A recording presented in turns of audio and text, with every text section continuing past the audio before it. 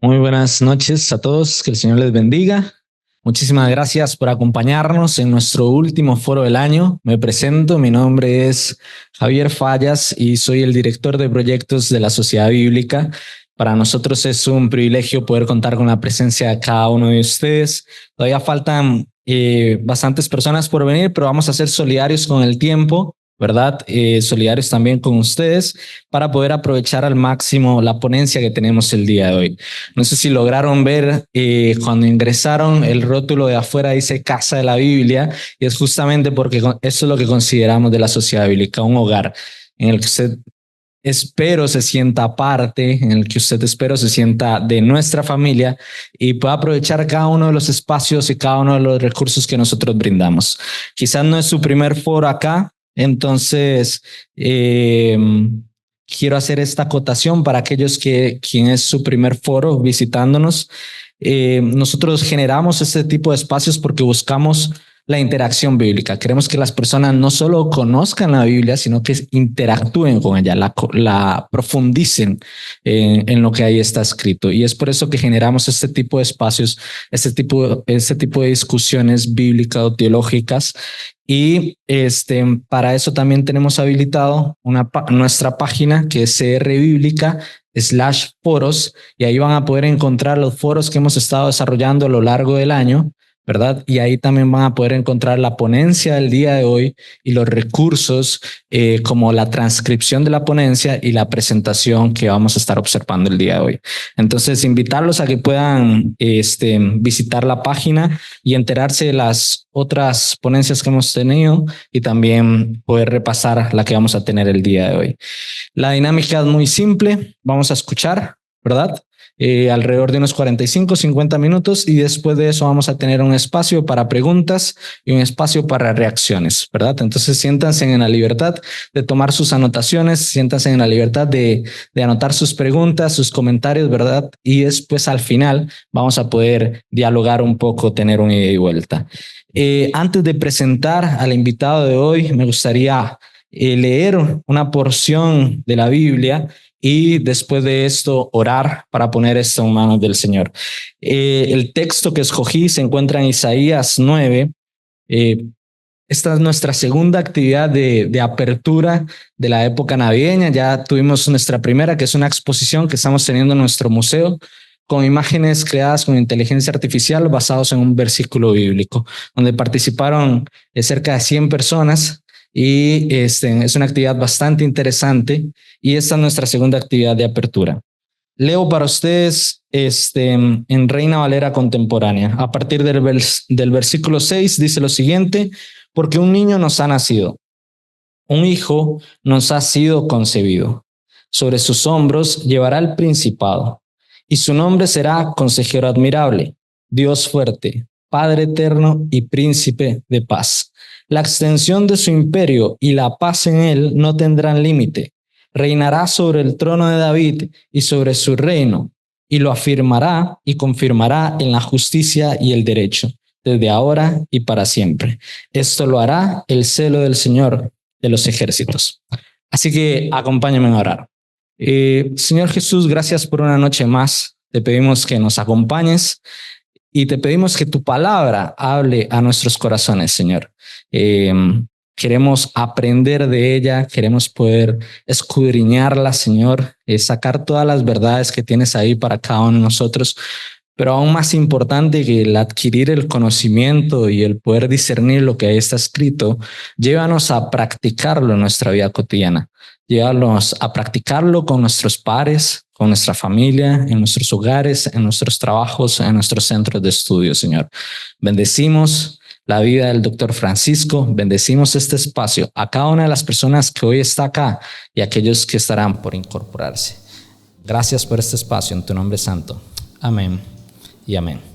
Y ahora, sin más, voy a presentar al doctor Francisco Mena Oreamuno, el cual es máster en Ciencias Bíblicas de la Universidad Bíblica Latinoamericana en Exégesis del Nuevo Testamento. Posee un doctorado en Educación en la Universidad de La Salle. Fue director de la Escuela Ecuménica de las Ciencias de la Religión en la Universidad Nacional. Su campo de investigación es la exégesis bíblica intercultural. Ha trabajado en áreas como la religión y la niñez, espiritualidad y valores en sociedades complejas. Fue presidente de la Comisión de Carrera Académica de la Universidad Nacional de Costa Rica. Fue coordinador de la Maestría de Estudios Teológicos entre la Escuela Ecuménica de Ciencias Religiosas y la Universidad Bíblica Latinoamericana. También se desempeñó como decano de la Facultad de Filosofía y Letras de la Universidad Nacional. Ha escrito sobre el Evangelio de Marcos, el escrito sapiensal de Santiago, el Cuarto Evangelio y la Carta a los Romanos, entre otros.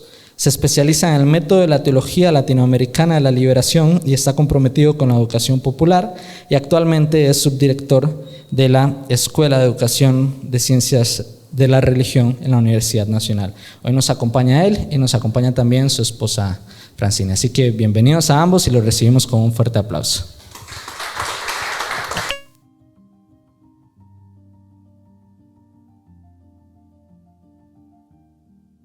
Hola, sí. Bueno, primero quisiera agradecerle al Señor la oportunidad de estar aquí esta noche, agradecerle a Sociedades Bíblicas por la invitación y agradecerle a Frank que pudo acompañarme el día de hoy. Antes de iniciar, quisiera simplemente decir, porque no puedo dejar de decirlo, que, el hecho de que yo pueda hablar en este momento es un milagro. Yo me vengo recuperando de un cáncer de garganta muy fuerte y aquí estoy hablando con ustedes como si no hubiera pasado nada. Y esto fue un acto de la misericordia de Dios. Entonces, así vamos a empezar agradeciéndole a Dios por las misericordias que Él tiene para con nosotros. Bueno, vamos a hablar sobre la encarnación. Y yo puse esto así porque necesitábamos como realmente pensar qué es lo que afirmamos cuando decimos Dios se encarnó. Entonces, el Dios en carne y hueso. Porque la carne no es nada abstracto. La carne es muy concreta. Este cáncer que me dio a mí fue en la carne.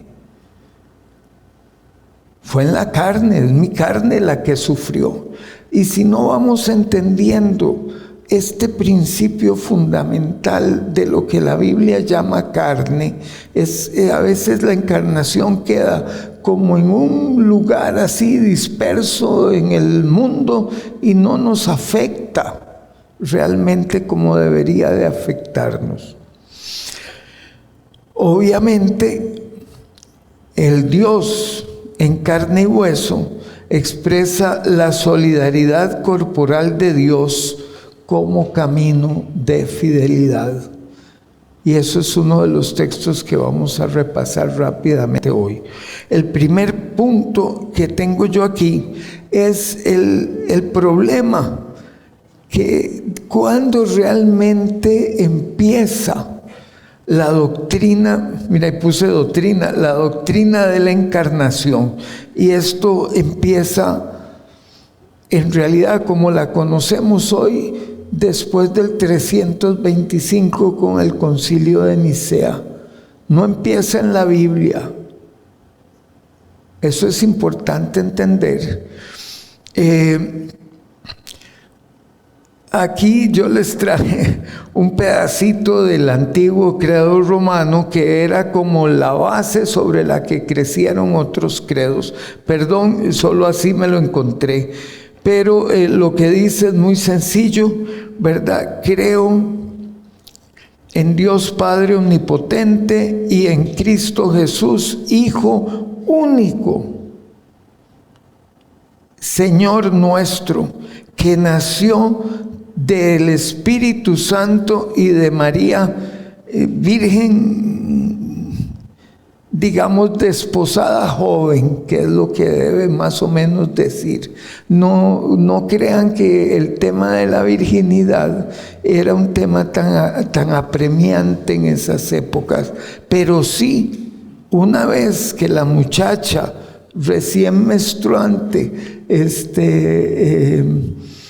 menstrua, ¿verdad? A partir de ahí se hace el contrato o el convenio o el pacto con la otra familia, y ahí sí es un problema enorme que las cosas no estén en su sitio. Entonces, ese es el tema.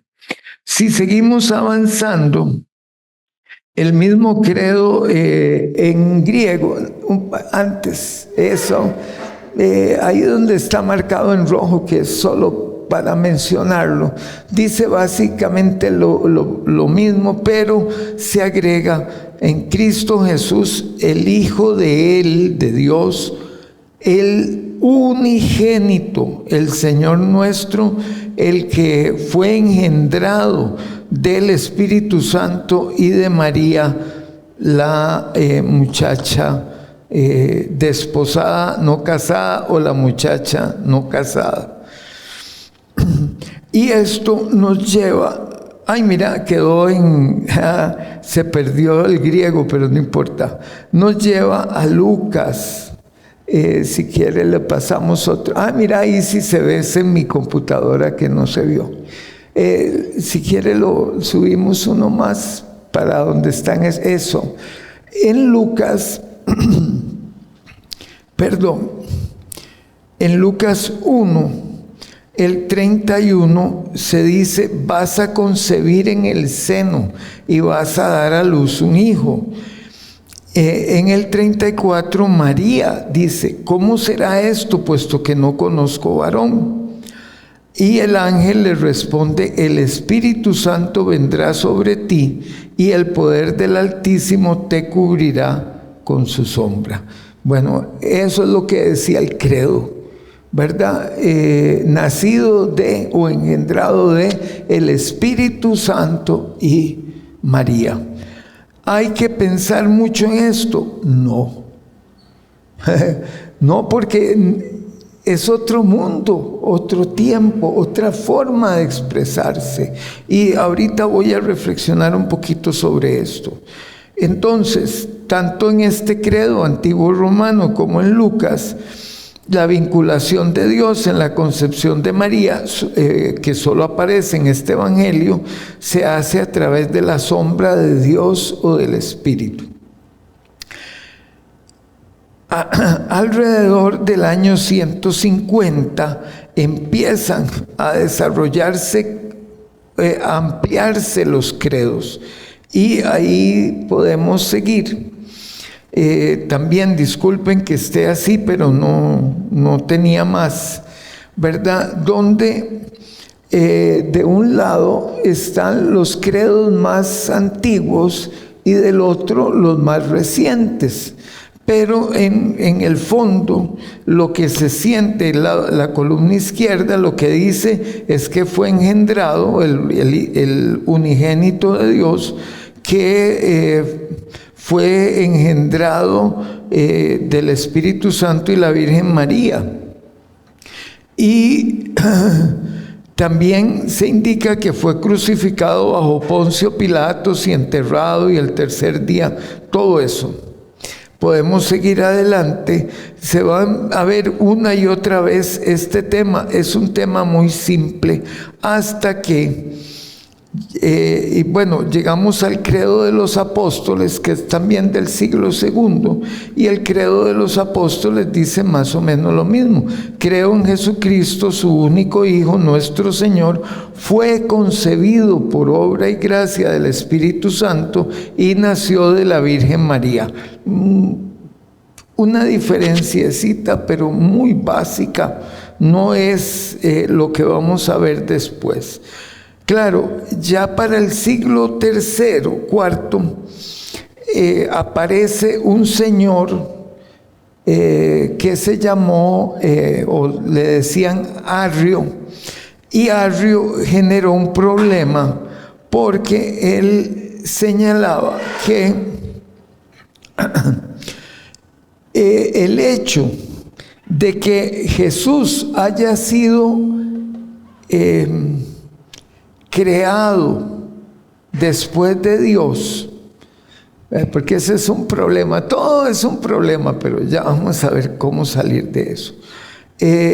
Excluía la misma naturaleza de Jesús de la de Dios. Y esto generaba un problema bastante grande, porque entonces habían como dos seres divinos.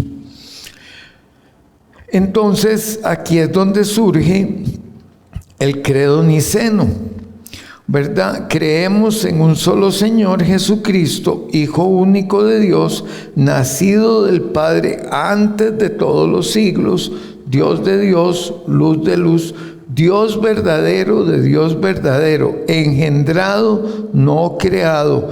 Y aquí esta línea roja, si querés lo subís un poquito para ver el otro.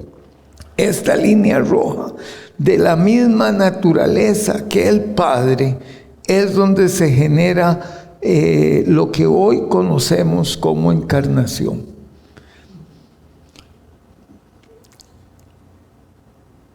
¿Habla la Biblia de que Jesús era de la misma naturaleza del Padre?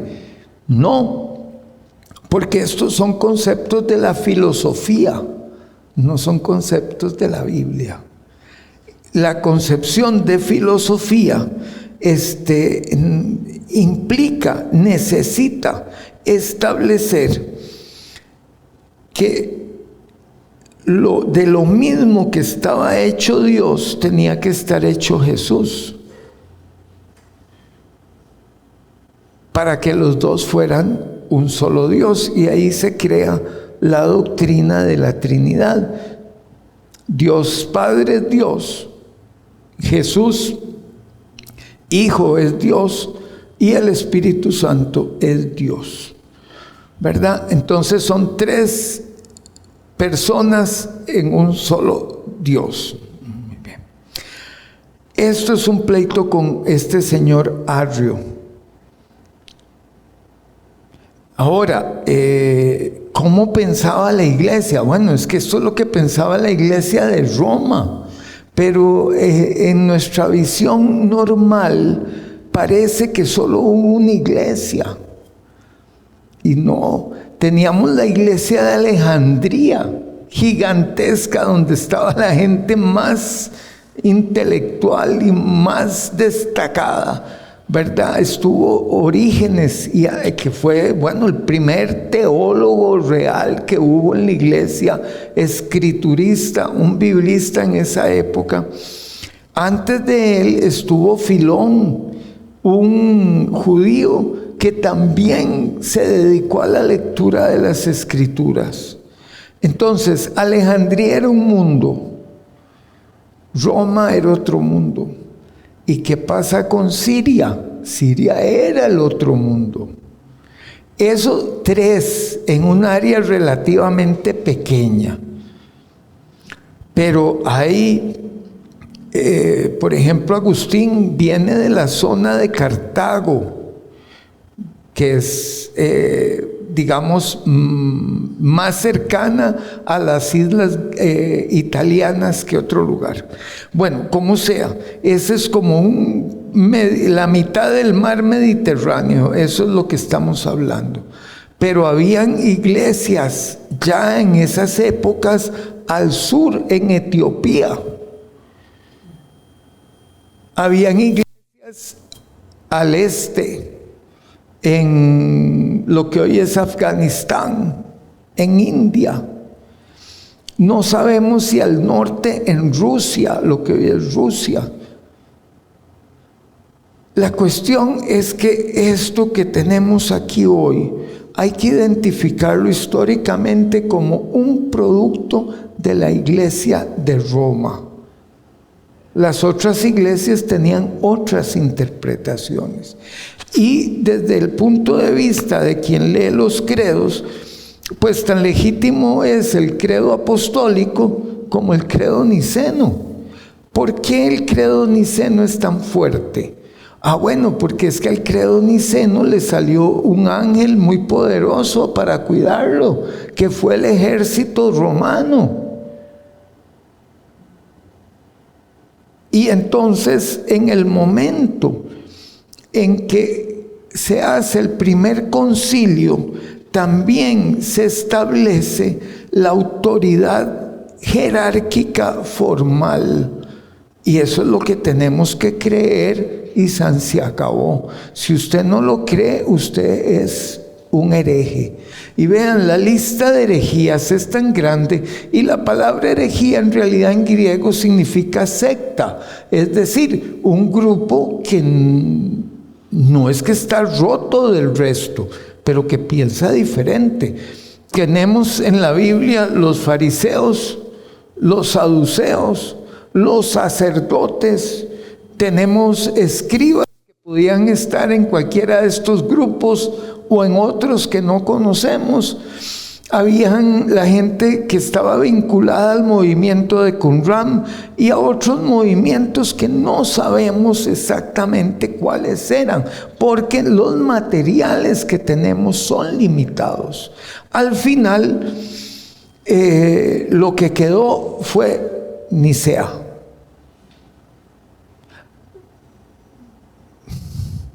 Pero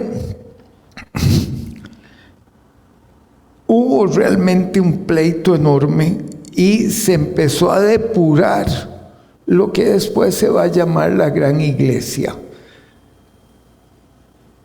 Y ahí empieza la paradoja del cristianismo.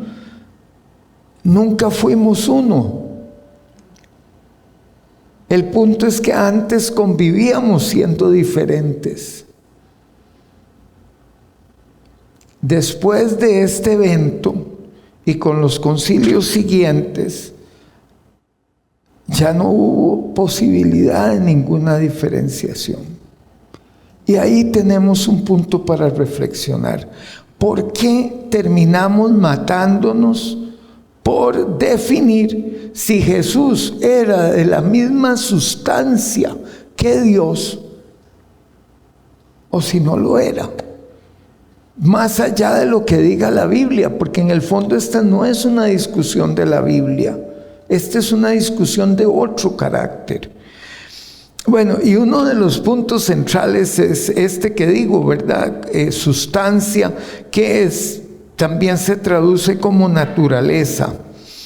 La palabra griega physis no se menciona ni una sola vez en el Antiguo Testamento. Tampoco en el Nuevo, no es algo como tal vez físicos, sí, algo que es de carne, ¿verdad? Pero no hay exactamente ningún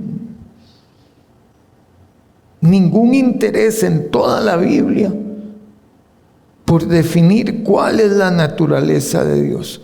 Quien ha leído los Salmos sabe que la naturaleza de Dios es la misericordia.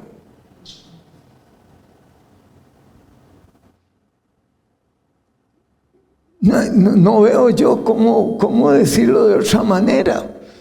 Si uno lee los Salmos que tratan de fotografiar, por decirlo así, a Dios, lo que va a encontrar es: tú eres mi refugio, tú eres mi castillo, tú, oh Dios, eres mi Salvador, tú tienes misericordia de nosotros.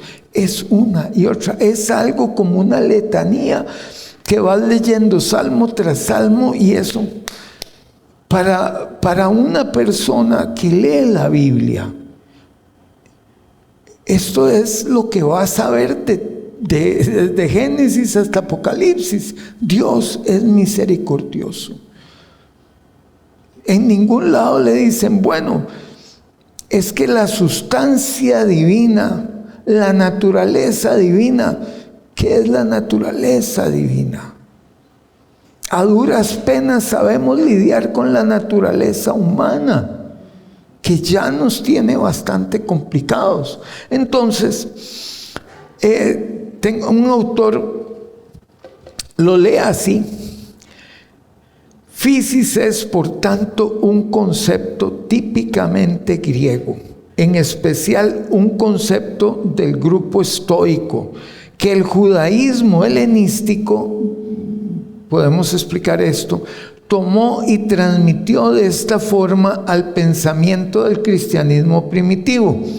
Cuando fue utilizado ante todo por Pablo y sin una importancia digna de mención para su concepción teológica de conjunto, no puede pasarse por alto que su empleo apunta en otras dos direcciones bien distintas.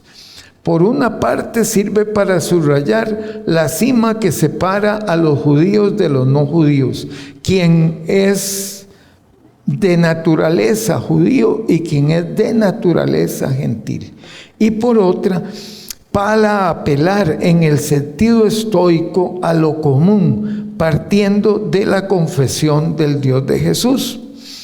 Eso es todo. No hay en el Nuevo Testamento ninguna complicación sobre la naturaleza de Jesús. Entonces surge, ¿qué es la encarnación? ¿Cómo podemos trabajar con ese concepto? ¿Y qué es lo que debemos asumir de ese concepto? Bueno, si querés, Isaías 40, que está más adelante, perdón. Sí, antes, no sé si lo puse, antes de esos... antes, o no sé si a ver si hay eso.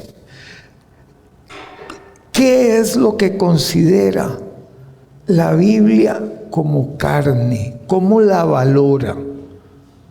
Lo que la Biblia dice, como vemos en Isaías 40, 6 y 7, toda carne de hierba y su gloria como la flor del campo. La hierba se seca, la flor se marchita, porque el viento de Jehová sopló en ella. Ciertamente como hierba es el pueblo, sécase la hierba, marchítase la flor, pero la palabra de Dios permanece para siempre. No, yo no veo en ese concepto una valoración negativa de la carne. Es una constatación. Podemos seguir también aquí en Santiago 1:9. El hermano que es de humilde condición gloríese en su exaltación, pero el que es rico en su humillación, porque él pasará como la flor de la hierba. Porque cuando sale el sol con calor abrasador, la hierba se seca, su flor se cae y perece su hermosa apariencia. Así también se marchitará el rico en todas sus empresas. ¿Qué es la marca bíblica del concepto de carne? Su fragilidad, su temporalidad. La carne pasa. Se reduce su capacidad de sanarse, autotransformarse. No, el ser humano nace aquí y muere aquí. Es un tiempo pequeño. Ahora, precisamente porque es un tiempo pequeño, la carne es tan poderosa, porque los seres humanos queremos mantenerla controlada. Y cuando nosotros queremos mantenerla controlada, hacemos una listita de cosas que dice Isaías 2. Acumulamos plata y oro. Acumulamos seguridad militar, caballos y carros de batalla. Y acumulamos ídolos. Esas son las tres cosas que la carne genera en su debilidad para no perecer. La carne se aferra a ser joven, hoy más que nunca. Todo el mundo quiere arreglarse, todo el mundo quiere estar bonito, y si tiene 70 años va al gimnasio para estar poderoso. La carne es como hierba. Sale el sol y ésta se marchita. Flor de un día, decimos. ¿Por qué entonces, si la carne es tan frágil, los seres humanos dependemos de estas acumulaciones para sobrevivir? Y aquí es donde está lo cuidadoso de este tema. Vean Lucas 12, Lucas 13 en adelante.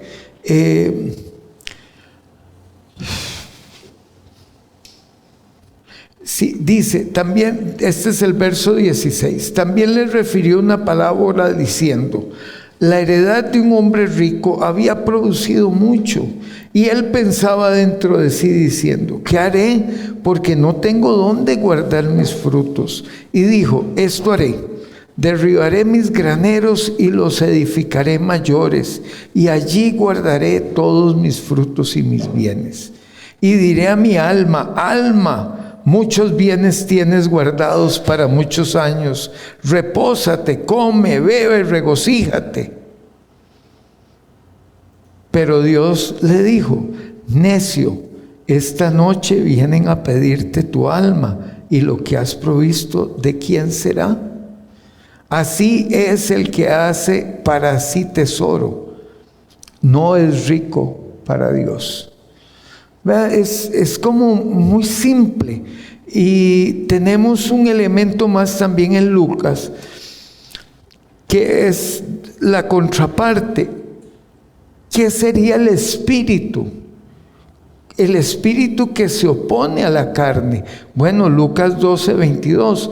Luego le dijo a sus discípulos: por tanto les digo, no se afanen por sus vidas, qué comerán, ni por el cuerpo, qué vestirán. La vida es más que la comida, y el cuerpo más que el vestido. Consideren los cuervos, que ni siembran ni siegan, que ni tienen despensa ni granero, y Dios los alimenta. ¿No valen ustedes mucho más que las aves? ¿Y quién de ustedes podrá con afanarse añadir a su estatura un codo?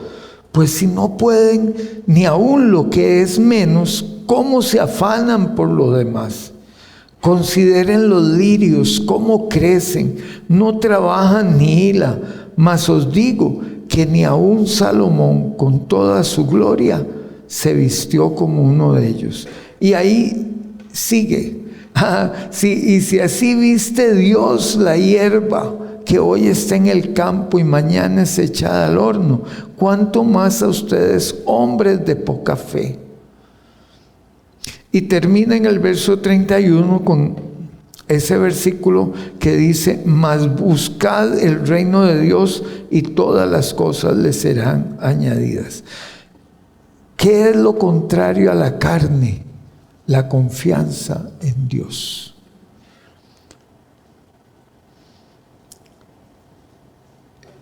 Entonces, cuando San Juan dice la palabra o el logos, que es lo que dice, el logos se hizo carne, Dios no está pensando en que lo espiritual se hizo material.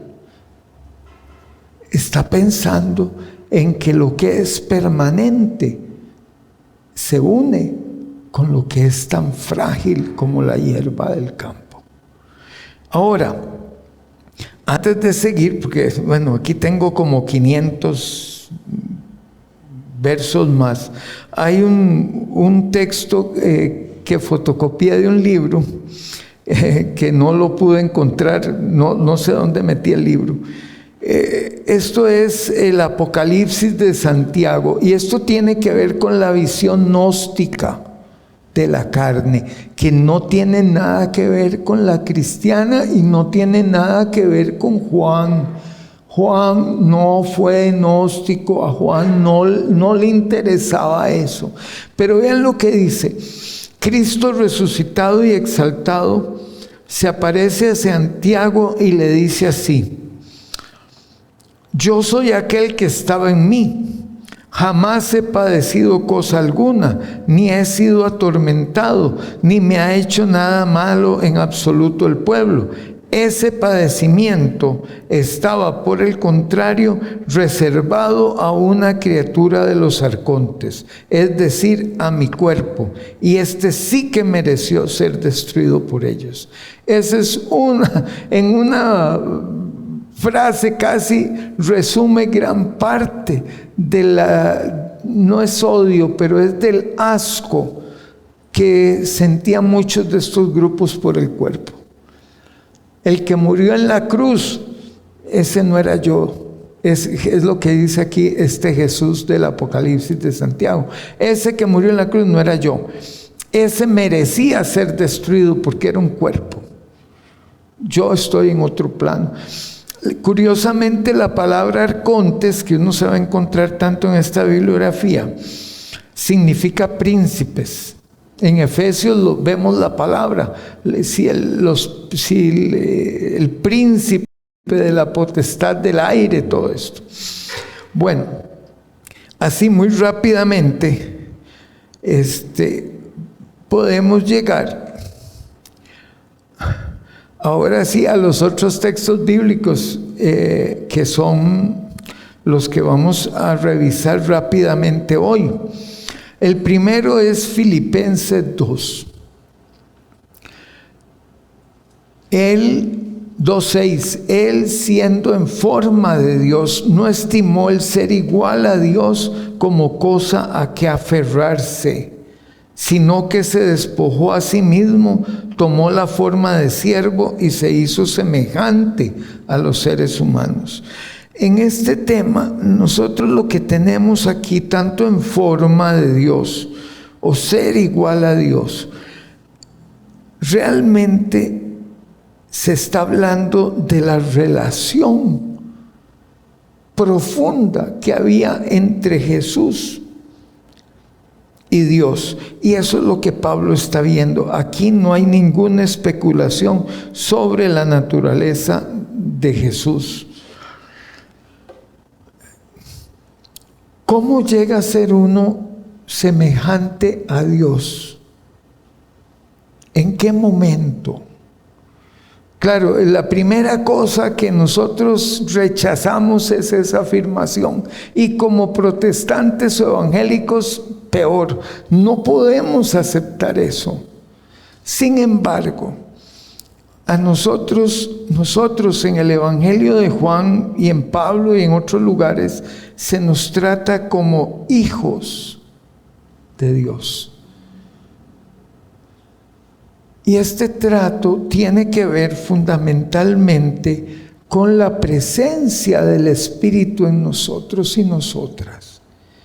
Porque en la transformación que en teoría sufrimos a la hora de acercarnos a Dios y reordenar la orientación de nuestra vida, algo debe pasar. Algo debe pasar. No puede ser que todo se quede igual.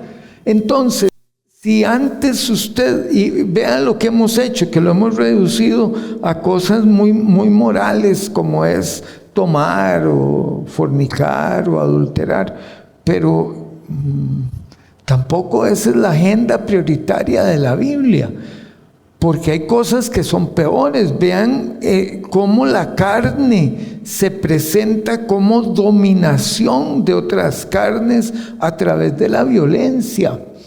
Hoy Costa Rica tiene un enorme récord de asesinatos. Ahí está la carne actuando. Violencia intrafamiliar, control, poder, ahí está la carne actuando. Violencia contra la niñez, ahí está la carne actuando. La carne no es que sea mala, es que en su lucha por sobrevivir ha aprendido a adoptar la violencia como un modo de ser. Ahora, cuando viene Dios y nos toca, ¿qué es lo que pasa con nuestra carne? Es decir, dejamos de beber, dejamos de fornicar, dejamos de adulterar, pero seguimos lastimando y agrediendo a las personas que amamos. ¿Qué cambio es ese? Mejor vayan a Alcohólicos Anónimos. Pero no digan que porque ya no beben o fuman o toman o hacen otras tantas cosas, es que han conocido a Cristo. Han conocido a Cristo en el momento en que esta carne ya no confía en sí misma y se orienta como los lirios del campo hacia Dios. Confianza, fidelidad, lealtad hacia Dios. Esta es la relación fundamental de una teología de la encarnación que realmente responda al Nuevo Testamento. No nos importa la naturaleza ni de Dios ni de Jesús. Nos importa la realidad de descansar en Dios confiando, que es lo que dice toda la Biblia. Es que no hay forma de cambiarlo. ¿Por qué Dios le da la autoridad a Jesús? Porque no se aferró a su relación con Dios, sino que bajando la cabeza, se humilló a sí mismo, haciéndose obediente hasta la muerte y muerte de cruz. Por eso Dios también lo exaltó sobre todas las cosas y le dio un nombre que es sobre todo nombre, para que en el nombre de Jesús, una vez habiendo pasado por este proceso tan duro de su asesinato y su tortura, manteniendo su integridad y su fidelidad al Padre, toda rodilla se doble en el nombre de Jesús, de lo que está en los cielos, en la tierra y debajo de la tierra, y que toda lengua confiese que Jesucristo es el Señor, para la gloria de Dios Padre. No porque era igual a Dios. Ahí es donde está el problema. Nosotros queremos el poder, esa es nuestra carne. Dios es nuestro Rey. Pero ¿qué significa eso en la vida cotidiana?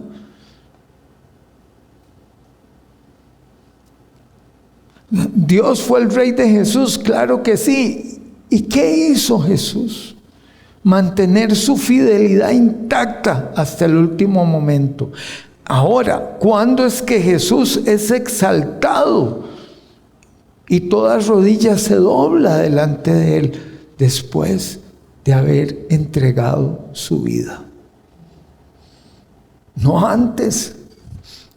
Curiosamente, en Nicea, claro, ahí hay otro tema que también tendríamos que conversar, pero ya hoy no tenemos tiempo, que es si realmente Dios quería, exigía que Jesús padeciera todo esto que padeció, que esa es la teología de San Anselmo. ¿Por qué Dios se hizo hombre? San Anselmo nos puso esa agenda. Nosotros tenemos otras imágenes en la Biblia, por ejemplo, la viña, los viñadores homicidas. Dios hace una viña hermosa, le pone el mejor vallado, le trae agua, siembra la mejor cepa, y cuando espera que le dé las uvas, va y prueba una y las uvas estaban agrias. Entonces Dios se pregunta, ¿qué voy a hacer yo con esta viña? ¿Qué me recomiendan que haga? Destruirla, no sirve para nada. Pero el Nuevo Testamento, y perdón ahorita, porque esto creo que aparece tanto en Mateo como en Lucas, narra esta visión de Isaías de la viña con un toque diferente. Y se llama la parábola de los viñadores homicidas. Este señor hace esa viña preciosa.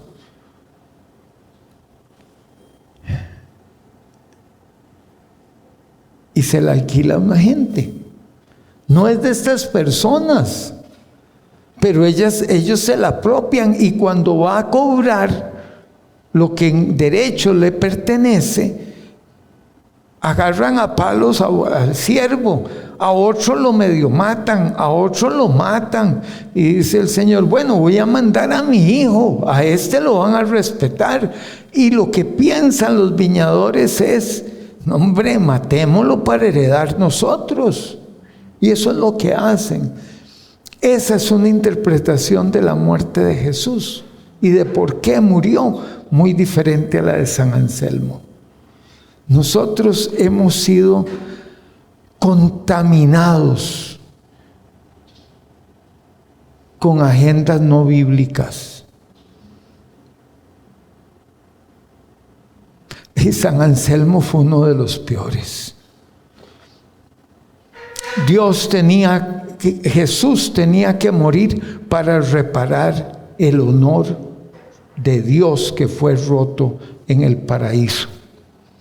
No, Dios manda a su Hijo porque todavía creyó que al verlo, la gente de la promesa iba a poder valorarlo y decir: aquí está, sigámoslo. Pero lo que hicieron fue asesinarlo para apoderarse de lo que ellos tenían. Actos de la carne, de la fragilidad de la carne que se enarbola, como este cuerno que aparecía, el cuerno pequeño, ¿verdad?, que aparece en Daniel o en Apocalipsis también, y que dice unas cosas. Esa es la carne hablando. En Juan 1:14 dice: y el Verbo se hizo carne y habitó entre nosotros, lleno de gracia y de verdad, y vimos su gloria, gloria como el unigénito del Padre. Pero Él no se preocupa de la naturaleza del Verbo, del Logos o de la palabra, lo que sea. No es eso. En Jesús se expresa a Dios, y eso es lo que dice: a Dios nadie lo ha visto, el unigénito Hijo que está en el seno del Padre, Él lo ha dado a conocer.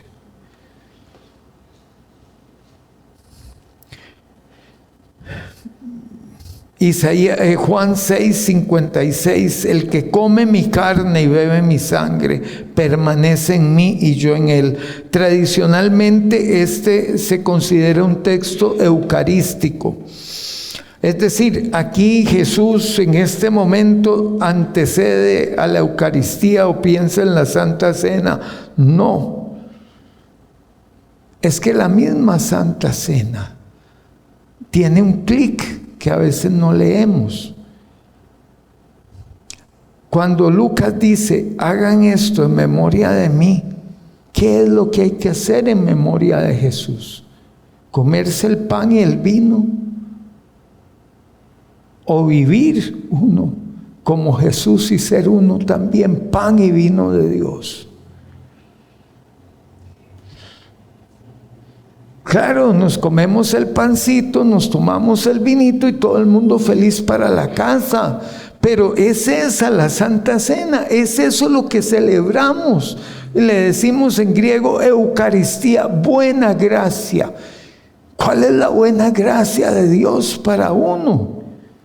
Que Cristo no tuvo a bien aferrarse a su relación con Dios para sobrepasar la prueba, sino que al contrario, por su confianza en Dios, aún sufriendo los embates de la angustia en Getsemaní, dijo: Señor, no se haga mi voluntad, sino la tuya. Juan 1:1: lo que hemos oído, lo que hemos visto con nuestros ojos, lo que hemos contemplado y palparon nuestras manos tocante al Verbo de vida. Pero en todas las cosas que uno puede leer cuando oye esto es: caminen como Jesús caminó, sean como Jesús fue. Ustedes son nueva creación, así que hagan valer la nueva creación. Y en Hebreos, que ya con esto voy cerrando para que no tardar mucho. Hebreos 4:15. Porque no tenemos un sumo sacerdote que no pueda compadecerse, ser solidario de nuestras debilidades, sino uno que fue tentado en todo, según nuestra semejanza, pero sin pecado. Acerquémonos pues confiadamente al trono de la gracia para alcanzar misericordia y hallar gracia para el oportuno socorro. 5:7 y siguientes. Y Cristo en los días de su carne, ofreciendo ruegos y súplicas con gran clamor y lágrimas al que le podía librar de la muerte, fue oído a causa de su temor reverente, y aunque era hijo, por lo que padeció aprendió la obediencia, y habiendo sido perfeccionado, vino a ser autor de eterna salvación para todos los que le obedecen. ¿De qué estamos hablando cuando hablamos de la encarnación? Y aquí es donde yo sí diría, hagamos una teología de la encarnación. Encarnemos nosotros y nosotras a Jesús de Nazaret.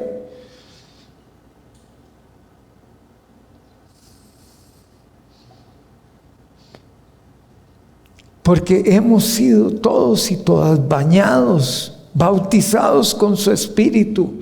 Y su Espíritu nos lleva con gemidos indecibles, dice Pablo, hacia Dios. No sé, yo pienso que el tema de Nicea nos desvía.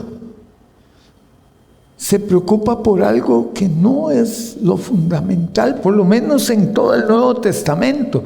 Claro, yo podría quedarme aquí 2-3 horas más hablando de los distintos pasajes. No lo voy a hacer, ¿verdad? Es diciembre. Pero en textos como Juan 20:24, que Jesús le dice a Tomás, pon aquí tu dedo y mira mis manos, y acerca tu mano y métela en mi costado, y no seas incrédulo, sino creyente. Ese es el tema. No, todavía no entendemos la encarnación, no como un dogma, sino como un acto de seguimiento a Jesús. Bueno, yo espero que esto que he compartido con ustedes les sea de utilidad y de edificación. Las iglesias cristianas estamos demasiado envueltas en cosas que nos arrullan y no en el discipulado, no en seguir a nuestro Maestro. Nosotros no hemos sido llamados a tener el mejor conjunto para las alabanzas. Y no importa si hay gente que en sus iglesias o en las nuestras levanta muertos en el nombre de Jesús. Eso no tiene nada de relevante. Pero el seguimiento a Jesús de cada persona en las iglesias, ese es el verdadero milagro. Y esa es la búsqueda incansable de las personas que, como yo, se han dedicado toda la vida a leer la Biblia. No se lee la Biblia para conocer más, se lee la Biblia para actuar de la forma en que nuestro Señor Jesucristo actuó. ¿Y por qué? ¿Por qué actuó así? ¿Por qué confió en Dios? ¿Por qué aún a pesar de la ansiedad y el miedo dijo, hágase tu voluntad, no la mía? ¿Qué hizo que Jesús pudiera levantarse de entre los muertos y decirle a Tomás, venga, meta su mano en mi llaga? Meta su dedo en mis manos. ¿Por qué es tan necesario dar testimonio de lo que realmente hemos contemplado con nuestros ojos? Somos testigos de la misericordia de Dios, no de la filosofía, no de la definición de naturaleza. Seguidores y seguidoras de Jesús, sus hermanos y hermanas más pequeños y pequeñas. Esos somos. Muchas gracias. Quedo a sus órdenes para escuchar cualquier inquietud que tengan.